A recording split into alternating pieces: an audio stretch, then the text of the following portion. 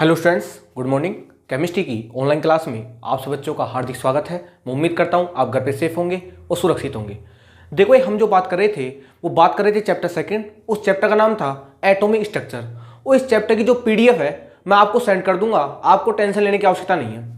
अभी आपको जो पढ़ाया जा रहा है आप उसे पढ़िए। अगर आप मिस कर देते हो तो उसे बाद में देखिए, रिवाइंड करके देखिए, और समझ में नहीं आता है तो आप मुझसे कॉल कर सकते हो। ये बात मैं हर लेक्चर में आपसे कहता हूँ। अगर फिर भी किसी विद्यार्थी को प्रॉब्लम आती है तो मुझसे कॉल करके पूछ सकता है भाई।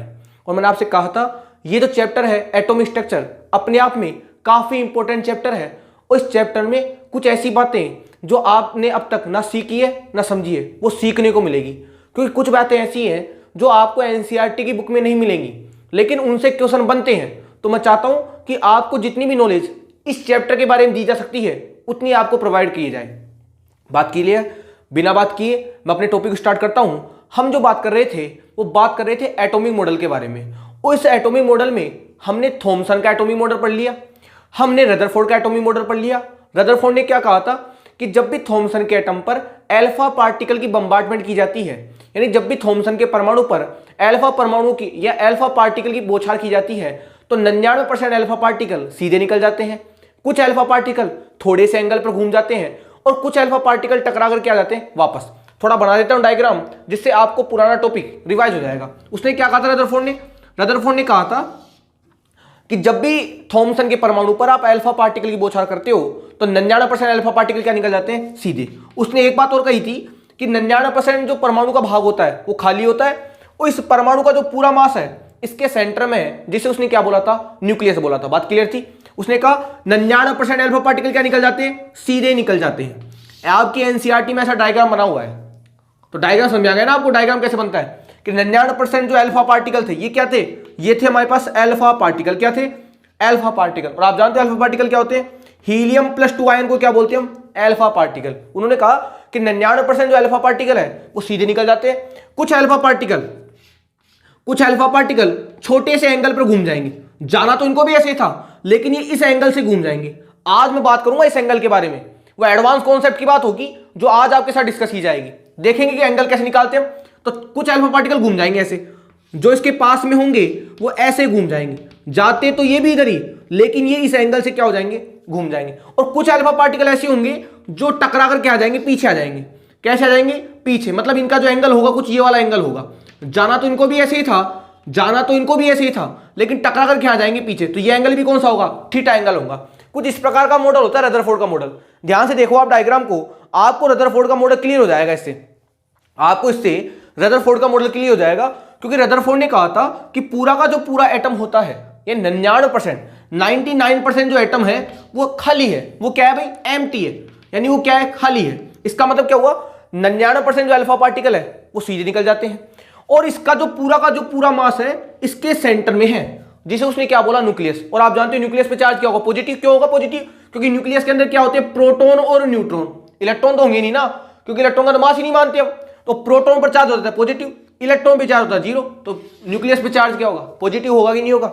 ये बात तो मैंने आपको बताई जिससे पहले वाले लेक्चर में। क्लियर बात है आपको इस चीज के बारे में? तो देखो, जब अल्फा पार्टिकल, भाई आपके अल्फा पार्टिकल के ऊपर भी चार्ज प्लस है, तो जो अल्फा पार्टिकल इससे दूर थे वे तो सीधे निकल गए और जो अल्फा पार्टिकल इसके पास में आएंगे, और आप जानते हो प्लस प्लस में प्रतिकर्षण होगा कि नहीं होगा, और इस प्रतिकर्षण की वजह से इसको धक्का मारेगा और धक्का मारने के कारण ये किस एंगल पर घूम जाएगा भाई? थीटा एंगल पर। ये एंगल कितना होगा, कैसे निकालेंगे वो बात तो मैं डिस्कस कर लूंगा आपसे, लेकिन आप ये समझो कि कुछ अल्फा पार्टिकल ऐसे हैं जो छोटे से एंगल पर घूम जाते हैं और जो आमने सामने होंगे, भाई इधर से ये भी प्लस वाला है, इधर से ये भी प्लस वाला है। भाई जब समान में प्रतिकर्षण होगा, धक्का मार के बताओ पीछे आएगा नहीं आएगा? तो ये अल्फा पार्टिकल घूम के कहां जाएंगे? पीछे। 20,000 में से एक अल्फा पार्टिकल टकरा करके आ जाते हैं पीछे। इसका मतलब क्या हुआ कि 99% जो एटम है वो खाली है और इस एटम का जो पूरा मास है इसके सेंटर में है, जिसे उसने क्या बोल दिया? न्यूक्लियस। और न्यूक्लियस पे चार्ज क्या किया? Positive charge. बात क्लियर है? अब आप सुनो बात ध्यान से। ये बात तो हो गई बेसिक बात। ये बात तो कैसी हो गई? बेसिक बात। और मैंने आपसे कहा था कि रदरफोर्ड ने अपना एक्सपेरिमेंट किया था। रदरफोर्ड ने क्या किया था? एक्सपेरिमेंट। उसका नाम क्या था? Rutherford alpha particle scattering experiment. क्या था उसका नाम? Rutherford alpha particle scattering experiment. इसको हिंदी में बोलते हैं, इसे बोलते हैं हिंदी में रदरफोर्ड एल्फा कण, रदरफोर्ड एल्फा कण, रदरफोर्ड एल्फा कण प्रकीर्णन प्रयोग, प्रकीर्णन प्रयोग। ये हिंदी का नाम हो गया, इंग्लिश का नाम हो गया। इसे शॉर्ट में मैंने बताया था, इसको शॉर्ट में क्या बोलते हैं, राब से। शॉर्ट में क्या बोलते हैं इसको, राब से। Rutherford alpha particle scattering experiment, बात क्लियर थी। इसमें क्या किया था इसने, एक्सपेरिमेंट तो यही था, लेकिन प्रयोग करने का तरीका कुछ था। वहां पर जो इसने एटम लिया था वो एटम था भाई गोल्ड का एटम। कौन सा एटम था, एयू। एयू जानते हैं ना, ओरम, इसे क्या बोलते हैं, गोल्ड। इसे क्या बोलते हैं, गोल्ड। अब आप कहोगे सर गोल्ड का एटम क्यों लिया उसने, इतने सारे पीरियोडिक टेबल में जब एलिमेंट ही थे तो उसने सर गोल्ड का एटम ही क्यों लिया। सुनो बात ध्यान से भाई, उसे इस एंगल का पता लगाना था, उसे इस एंगल का क्या लगाना था पता, कि ये एंगल कितना होगा। अब बताओ इस एंगल का पता कैसे लगा पाओगे, जितना बड़ा न्यूक्लियस होगा भाई, जितना बड़ा न्यूक्लियस होगा बताओ उसके एंगल को डिटरमाइन करना उतना ही आसान होगा कि नहीं होगा। इसने उसे किसका लिया, उसने कौन सा परमाणु लिया भाई, गोल्ड का, क्योंकि गोल्ड का जो गोल्ड एटम है उसका परमाणु क्रमांक भी ज्यादा होता है, उसका परमाणु भार भी ज्यादा होता है, इसलिए ये जो रिफ्लेक्टेड एंगल है इसको निकालना क्या हो जाता है, आसान। इसलिए उसने अपने प्रयोग में क्या लिया भाई, गोल्ड की यानी स्वर्ण की पन्नी ली। क्या ली, सोने की पतली पन्नी। जैसे आपने देखा ना, आपने अपने घरों में कभी देखा हो, हम जो खाना पैक करते हैं वो होती है सिल्वर फॉइल, देखिए ना सिल्वर फॉइल, चांदी का वक्र जैसा दिखता है जिसमें आपको। तो आपने अपने घरों में जब गर्म खाना पैक करते हैं तो सिल्वर फॉइल का यूज करते हैं। तो रदरफोर्ड ने गोल्ड फॉइल किसका यूज किया था, गोल्ड फॉइल का। किसका यूज किया था, गोल्ड फॉइल का। तो कैसे हुआ मैं बताता हूं आपको एक्सपेरिमेंट क्या था, लेकिन आपको यह बात तो समझ में आ गई होगी कि एक्सपेरिमेंट के मुख्य बिंदु क्या थे। या ये था भाई रदरफोर्ड के एक्सपेरिमेंट का मुख्य डायग्राम। क्लियर है। अब मैं आपको इसका प्रैक्टिकल दिखाता हूं कि इसका प्रैक्टिकल कैसे किया गया था।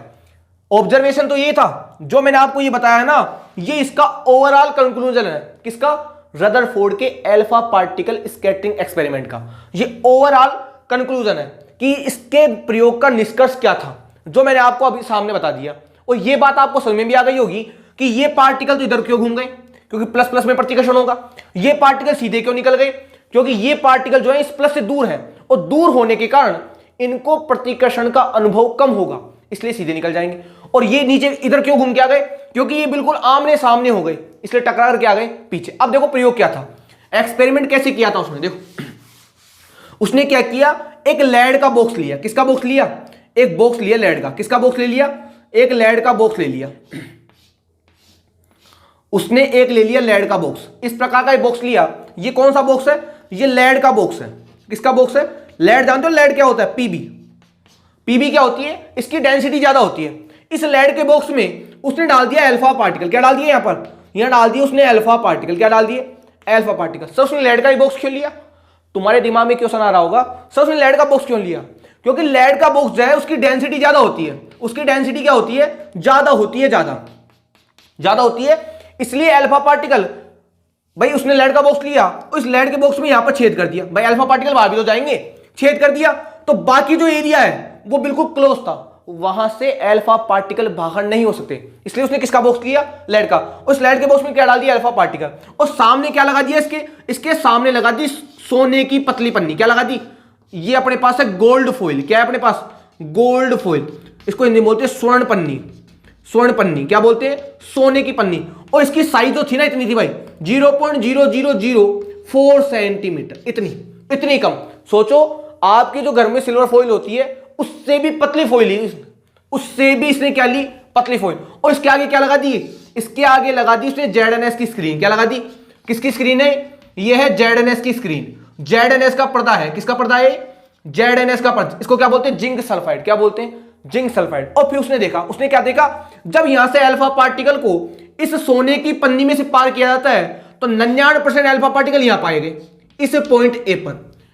कुछ अल्फा पार्टिकल यहां गए इस पॉइंट बी पर, कुछ अल्फा पार्टिकल यहां गए इस पॉइंट सी पर, और कुछ अल्फा पार्टिकल टकरा करके आ गए पीछे। तो यही तो बात इससे पहले मैंने आपको बताई थी यही तो बात इससे पहले मैंने आपके साथ डिस्कस की थी कि 99% अल्फा पार्टिकल, 99%, 99.9% अल्फा पार्टिकल सीधे निकल जाते हैं, कुछ अल्फा पार्टिकल घूम जाते हैं, और कुछ टकरा करके आ जाते हैं पीछे। तो बताया था ऐसा क्यों, क्योंकि 99% जो एटम है वो खाली है, और उसका जो पूरा मास है उसके न्यूक्लियस में है, जिस पर चार्ज क्या है अपने पास, पॉजिटिव। और ये एंगल कैसा होगा, कैसे निकालेंगे, वो बात तो एडवांस की है, और मैं आपके साथ वो बात डिस्कस करूंगा भाई। उसकी आप टेंशन ना लो। लेकिन आपको पता लग गया होगा कि रदरफोर्ड का जो एक्सपेरिमेंट था वो एक्सपेरिमेंट क्या था। ये था रदरफोर्ड का एक्सपेरिमेंट। कौन सा experiment? Alpha particle scattering experiment. दिख रहा है साथ आपको? और ये सोने की पन्नी थी भाई। क्यों ली इसको गोल्ड फॉइल, क्यों ली उसने? बताया मैंने आपको, क्योंकि उसको ये एंगल निकालना था। उसको ये एंगल निकालने थे। तो आप सोचो न्यूक्लियस का साइज जितना बड़ा होगा ना, एंगल निकालना उतना ही क्या होगा? आसान। इसलिए उसने किसकी फॉइल ली? उसने फॉइल ली भाई गोल्ड की, यानी उसने स्वर्ण पन्नी का उपयोग किया। यह था अपने पास रदरफोर्ड का अल्फा कण प्रकीर्णन प्रयोग। बात क्लियर है? बात क्लियर है? उम्मीद करता हूं शायद आपको बात समझ में आ गई होगी। पहले आप डायग्राम को देख लीजिए ध्यान से, शायद आपको पूरी बात समझ में आ गई होगी कि रदरफोर्ड का अल्फा पार्टिकल स्कैटरिंग एक्सपेरिमेंट जो था वह एक्सपेरिमेंट था क्या। क्लियर बात? समझ में आई? तो यही तो बात मैंने तुमको बताई थी। यही बात मैंने अभी आपको कंक्लूजन की तरह समझाई थी कि 99% अल्फा पार्टिकल सीधे निकल जाते हैं, कुछ अल्फा पार्टिकल घूम जाते हैं और कुछ अल्फा पार्टिकल टकरा करके आ जाएंगे पीछे। अब सुनो बात ध्यान से, अब देखना ध्यान से। अब जो बात हो रही है वो थोड़े लेवल अप की हो रही है, क्योंकि ये लेवल था बेसिक का। इन बातों को सब बच्चे जानते हैं, लेकिन तुमको कुछ एडवांस जानने की आवश्यकता है, जो रिमेनिंग बच्चों से कुछ ज्यादा होगा। तुमको रदरफोर्ड के मॉडल में कुछ एडवांस बातें जानने की भी आवश्यकता होगी, क्योंकि कॉम्पिटिटिव एग्जाम में उन बातों से ज्यादा क्वेश्चन बनते हैं और मैं नहीं चाहता कि आपका कोई भी टॉपिक इसी चैप्टर से रहे। देखो ध्यान से बात। तो मैंने अभी आपसे क्या कहा? रदरफोर्ड ने क्या कहा भाई? 99% जो एटम है वो खाली है और इसका पूरा मास इसके न्यूक्लियस में है। इसका पूरा मास क्या है? इसके न्यूक्लियस में। तभी तो 99% अल्फा पार्टिकल क्या हो रहे थे? सीधे निकल रहे थे। यही थे। कुछ अल्फा पार्टिकल इस एंगल पर घूम रहे थे। हमको इस एंगल के बारे में चर्चा करनी है भाई। जाना तो इनको भी ऐसे ही था, जाना तो अल्फा पार्टिकल को ऐसे ही था, ये भी ऐसे ही जाते, लेकिन ये रिपल्सन के कारण, ये रिपल्सन होगा ना भाई यहां पर, इस प्रतिकर्षण के कारण ये इस थीटा एंगल पर घूम गए। हमको देखना है थीटा एंगल कैसे निकालेंगे। इसके अलावा एक को बता देता हूं आपको, जैसे डायग्राम और भी सुंदर दिखेगा आपको। इनको भी ऐसे ही जाना था, ये भी सीधे ही जाते, लेकिन रिपल्सन के कारण ये भी थीटा एंगल पर घूम गए। कौन से एंगल पर? इस एंगल को मान लिया मैंने थीटा एंगल। और कुछ अल्फा पार्टिकल ऐसे थे, कुछ अल्फा पार्टिकल ऐसे थे जो सामने गए, तो जाना तो इनको भी ऐसे ही था, जाते तो ये भी सीधे ही, लेकिन टकरा करके आ गए भैया, पीछे आ गए। और ये एंगल कौन सा एंगल? ये वाला एंगल। इस एंगल को ले लिया मैंने थीटा। क्या ले लिया भाई? थीटा। ये सब के सब क्या है? ये सारे के सारे क्या है? ये सब के सब है भाई अल्फा पार्टिकल। क्या है? Alpha particle. आप जानते हो अल्फा पार्टिकल क्या होते हैं? हीलियम+2 आयन। क्या होते हैं? हीलियम+2 आयन को क्या बोलते हैं हम? Alpha particle. बात समझ आई आपको? तो ये किसका डायग्राम है? ये रदरफोर्ड मॉडल का डायग्राम है, और ये डायग्राम आपके एनसीईआरटी में बनाया हुआ है। तो आपको डायग्राम समझ में आ गया होगा डायग्राम क्या है। अब ये बात तो हो गई बेसिक की। अब मैं समझाऊंगा आपको इस एंगल के बारे में और इस एंगल के बारे में। सुनो ध्यान से। ये जो अल्फा पार्टिकल है, सोचना थोड़ा दिमाग अब थोड़ा तेज कर लेना आप, थोड़ी बात हम आगे कर रहे हैं। सोचो ये जो अल्फा पार्टिकल थे इसके पास में आए और प्लस प्लस में प्रतिकर्षण के कारण ये अल्फा पार्टिकल यहां पर घूम गए। और जाना तो इनको भी तो भाई ऐसे ही था, जाते तो ये भी ऐसे ही, लेकिन प्रतिकर्षण के कारण ये इस थीटा एंगल पर घूम गए। किस एंगल घूम गए? Theta angle. अब सोचो अगर मैं यहां से एक परपेंडिकुलर डालूं, अगर मैं यहां से ये डालूं, तो मैं कहूंगा इस एंगल का मान बताओ। अगर ऐसा होता, ये अगर ऐसा होता, बताओ 90 डिग्री एंगल होता ही नहीं होता, तो मैं कहूंगा ये जो एंगल होगा, ये थीटा जो एंगल होगा, बताओ 90 डिग्री से कम होगा कि नहीं होगा? अरे 90 डिग्री कम होता। ये कब होता 90 डिग्री? जब ये अल्फा पार्टिकल ऐसे जाते और सीधे ऊपर चले जाते। भाई ये अल्फा पार्टिकल ऐसे जाते और सीधे कहां चले जाते? ऊपर। तो आपके पास एंगल ऐसे तो बनता, और वो एंगल कितना होता? वो एंगल होता 90। अरे सोचो ना, जाना तो अल्फा पार्टिकल को ऐसे था, ठीक है। अगर मान लो अल्फा पार्टिकल ऐसे ना जाकर अगर यूं टकरा कर सीधे ऊपर चले जाते, तो ये एंगल 90 का होता है कि नहीं होता? दिख रहा है ना आपको? मैं पहले कह रहा हूं, मैं बात थोड़ी आगे ही कर रहा हूं, तो थोड़ा आप दिमाग को अटेंटिव रखना और थोड़ा सोचना कॉन्सेप्ट के बारे में। अगर ये अल्फा पार्टिकल सीधे ना जाते, अगर ये सीधे ना जाकर बिल्कुल ऊपर निकल जाते, तो यही तो होती। ये अल्फा पार्टिकल जा रहे हैं, जाना ऐसे था, ऐसे ना जाकर ऐसे चले गए, तो यूं करके यूं चले गए, तो ये एंगल जो होगा बताओ 90 का होता ही नहीं होता। लेकिन ना तो ये सीधे गए ना ये इधर गए, ये थोड़े से घूम गए। मतलब ये जो थीटा एंगल है, ये जो थीटा एंगल है ये वाला, बताओ लेस देन 90 होगा कि नहीं होगा? बात समझ में आ रही है? ये जो एंगल है बताओ थीटा लेस देन 90 होगा कि नहीं होगा? बात समझ में आ रही है मैं क्या कह रहा हूं? थोड़ा समझना कॉन्सेप्ट को आप ध्यान से, कि ये जो एंगल है, ये जो एंगल आ रहा है ये वाला, ये जो एंगल आ रहा है, ये जो थीटा है, बताओ 90 डिग्री से कम होगा कि नहीं होगा? होगा। 90 डिग्री कब होता? जब ये ऐसे जाकर सीधे ऊपर चले जाते, ऐसे जाते और सीधे ऊपर चले जाते, तो 90 होता। यहां से लेके यहां तक का एंगल कितना होता 90 डिग्री। लेकिन ये सीधे ना जाकर कैसे जा रहे, ये ऐसे जा ही नहीं रहे, ये तो कैसे जा रहे, ऐसे जाकर ऐसे घूम रहे, मतलब 90 से कम है तो थीटा लेस देन क्या लिख दिया 90। इसका मतलब क्या हुआ, जब अल्फा पार्टिकल थॉमसन के एटम में से, या मैं कहूंगा जब भी अल्फा पार्टिकल किसी एटम में से जाते हैं तो कुछ अल्फा पार्टिकल 90 डिग्री से कम के एंगल पर घूम जाते हैं। बताओ थीटा लेस देन 90 होगा कि नहीं होगा। अब बात करें इसकी, इधर भी थीटा 90 होगा, अरे इधर भी तो थीटा 90 होगा। अगर मान लो ये ऐसे चले जाते तो ये एंगल कितना होता 90। भाई सोचो अगर ये ऐसे जाके ऐसे आ जाते तो जाना तो इनको भी तो ऐसे था, अगर ये ऐसे चले जाते तो एंगल 90 होता ही नहीं होता, होता कि नहीं होता ऐसे होते तो। लेकिन ये कैसे है, ऐसे हैं, अगर ऐसे है तो बताओ ये एंगल थीटा है कि लेस देन 90 होगा कि नहीं होगा। मतलब जो हालत ऊपर वाले की है वही तो हालत नीचे वाले की होगी। बात समझ में आ रही है, मैं क्या कह रहा हूं, बात समझ में आ रही है। क्योंकि 90 कब होता जब ये ऐसे जाकर ऐसे जाते, लेकिन ये ऐसे जाकर क्या जैसे ऐसे जा रहे हैं, तो मैं कहूँ थीटा लेस देन 90 होगा कि नहीं होगा। वैसा का वैसा यहाँ होगा। अब सुनो, अब इंपॉर्टेंट बात सुनो ध्यान से, तो सीख रहा है आपको साफ साफ, मैं थोड़ा साफ कर देता हूँ जिससे आपको बात और भी क्लियर समझ में आ जाएगी। उम्मीद तो कर रहा हूँ शायद आपको बात समझ में आ रही होगी, फिर भी डायग्राम को थोड़ा सही सा बना देते हैं ताकि आपको बातें और भी क्लियर समझ में आ जाए।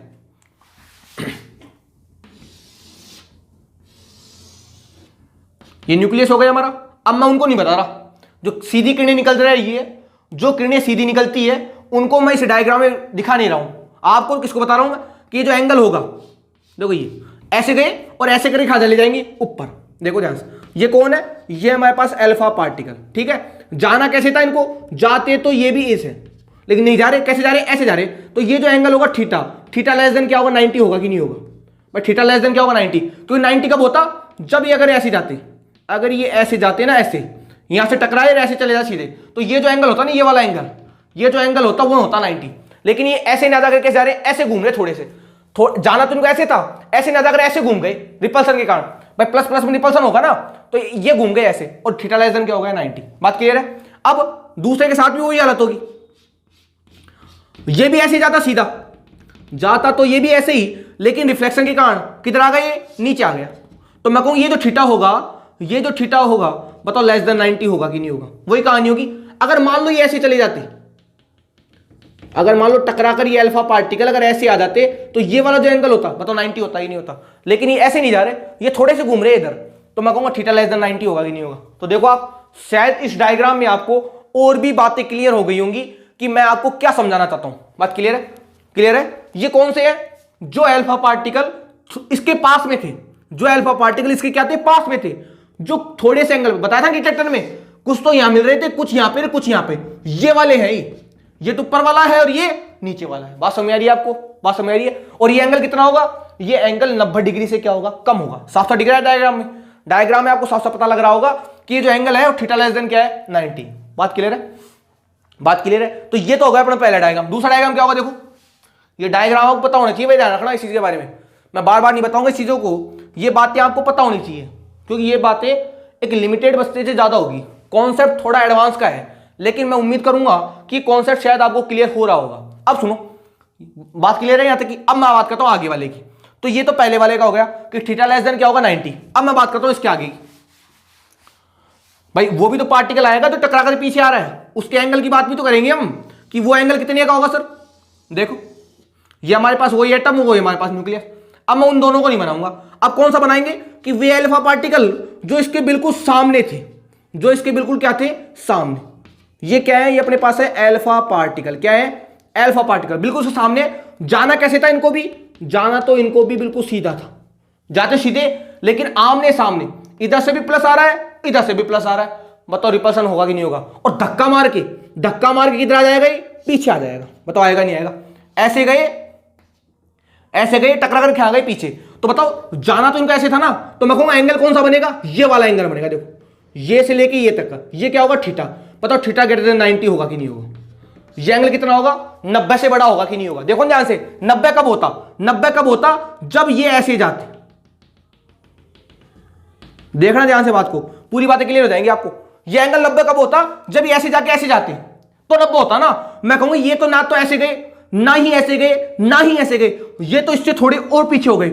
मतलब अगर ये ऐसे जाते हैं ना, अगर ये ऐसे जाते, सोचो अगर ये ऐसे चल के ऐसे जाते, तो ये जो एंगल आ रहा था, ये वाला ऐसे जाते भाई, ये जो एंगल आ रहा था बताओ 90 का था ही नहीं था। लेकिन ये ऐसे जाके ना तो ऐसे घूमे, ना ऐसे घूमे, ये टकरा कैसे आगे पीछे आ गए, और पीछे आने के कारण ये जो एंगल बनेगा यहां से लेके यहां तक का, ये जो एंगल होगा बताओ थीटा ग्रेटर देन 90 का होगा कि नहीं होगा। बात क्लियर है? मतलब ये जो एंगल होगा वो थीटा ग्रेटर देन क्या होगा 90। ध्यान से देख लीजिए आप बात को, आपको बात समझ में आ जाएगी कि मैं क्या समझाना चाहता हूं कि जब भी अल्फा पार्टिकल किसी एटम में से निकलते हैं, जब भी अल्फा पार्टिकल किसी एटम में से निकलते हैं तो 99% अल्फा पार्टिकल सीधे निकल जाते हैं। 99% अल्फा पार्टिकल क्या होते हैं? सीधे निकल जाते हैं। कुछ alpha particle theta less than 90 पर, कुछ पार्टिकल ऐसे होंगे जो 90 डिग्री से कम कोण पर घूमेंगे, और कुछ अल्फा पार्टिकल ऐसे होंगे जो 90 डिग्री से क्या होंगे, ज्यादा कोण पर घूमेंगे। दिख रहा है साफ साफ बात? आपको दिख रहा है ना? ये तो थीटा ग्रेटर देन 90 होगा। और अभी जो मैंने बनाया था आपके सामने, बना देता हूं यहां पर, अभी मैं आपके माने सामने बनाया था ये वाला, ये जो बनाया था थीटा लेस देन क्या था, ये था 90। दिख रहा है साफ साफ आपको? दिख रहा है साफ साफ आपको कि मैं क्या समझाना चाहता हूं बातें आपको? ये क्या हुआ? Theta less than 90। क्योंकि ये पार्टिकल भी कौन से हमारे पास? वही अल्फा पार्टिकल। देखो डायग्राम को ध्यान से आप। तो ये रदरफोर्ड मॉडल के बारे में थोड़ी एडवांस की बात थी कि इस थीटा को हम काउंट कैसे करते हैं। तो दिख रहा है आपको, ऊपर वाला जो अल्फा पार्टिकल होगा उसका थीटा लेस देन 90 होगा, और जो नीचे वाला पार्टिकल होगा उसका थीटा ग्रेटर देन क्या होगा 90। और कैसे 90 होगा? 90 से बड़ा क्यों होगा? क्योंकि अगर ये ऐसे जाके अगर ऐसे आ जाते तो ये वाला कोण होता 90 का, लेकिन ऐसे जाकर ऐसा ना कर इधर घूम गए तो ये पूरा का पूरा एंगल कितना होगा? 90 से बड़ा होगा कि नहीं होगा? तो हमने कह दिया थीटा ग्रेटर देन 90 होगा, और या थीटा लेस देन क्या होगा 90। अभी तो बताऊंगा कि ये जो एंगल है उस एंगल को कहते क्या है, और ये अप्रोच भी देखनी है हमको कि इससे लेके इस तक की। भाई अभी तक हमको ये भी देखना है कि जब ये अल्फा पार्टिकल इसके पास में से गुजरेगा तो यहां से लेके यहां तक की जो डिस्टेंस होगी, ये जो डिस्टेंस होगी ना, ये वाली डिस्टेंस, भाई मैंने बताया आपको कि आपका न्यूक्लियस था, ये एटम था और ये न्यूक्लियस था। तो जो अल्फा पार्टिकल यहां है और इसके प्रति ऐसे घूमे तो ये जो डिस्टेंस है ना, यहां तक की जो डिस्टेंस है, इसकी जो दूरी है वो दूरी कितनी होगी? ये कॉन्सेप्ट है एडवांस का, समझेंगे हम इस चीज को, टेंशन लेने की तुमको आवश्यकता नहीं है। लेकिन मैं उम्मीद करता हूं यहां तक की कहानी शायद आपको समझ में आ गई होगी कि यहां पर दो प्रकार के एंगल होंगे। एक तो क्या होगा थीटा लेस देन 90 वाला, और एक होगा थीटा ग्रेटर देन 90 वाला। दो तरह के एंगल इस रदरफोर्ड मॉडल में आपको ऑब्जर्व होंगे। दो तरह के एंगल इस रदरफोर्ड मॉडल में आपको ऑब्जर्व होने वाले हैं। क्लियर बात है? क्लियर बात है? तो ये बात थी रदरफोर्ड के मॉडल के बारे में। अभी मॉडल खत्म नहीं हुआ है, अभी तो मैं कहूंगा कि मैंने अभी तक आपको एक्सपेरिमेंट समझाया है, मॉडल की तो मैंने बात ही नहीं की, मॉडल के पॉइंटों की तो मैंने बात ही नहीं की है अभी तक। अभी तक तो मैं आपको समझा रहा हूं कि रदरफोर्ड का जो एक्सपेरिमेंट था उस एक्सपेरिमेंट से हम कौन कौन से कॉन्सेप्ट सीख सकते हैं, अभी तक यही बात की है मैंने। अभी तक मैंने मॉडल के कोई भी पॉइंटों को डिस्कस नहीं किया है। उसके भी 6-7 पॉइंट आएंगे रदरफोर्ड मॉडल के। अभी तक रदरफोर्ड का मॉडल आया कहां है? अभी तो देखेंगे मॉडल को।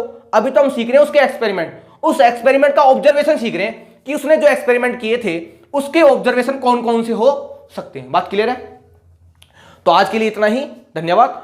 अगले वाले लेक्चर में हम बात करेंगे इस एंगल के बारे में कि इस एंगल को कहा क्या जाता है, और यहां से लेके यहां तक की जो डिस्टेंस है, ये जो डिस्टेंस है इसके यहां तक की, उस डिस्टेंस का मान कितना होगा, कैसे निकालेंगे। तो आज के लिए इतना ही, धन्यवाद। अगले वाले लेक्चर में बात करेंगे इसके बारे में।